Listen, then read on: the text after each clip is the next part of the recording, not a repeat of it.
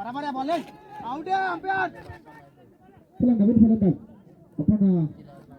नको पाठवून द्यायचं मित्रांनो थोडी घाई असू द्या दीपेश यांना बघणार आहोत नवीन बॅटर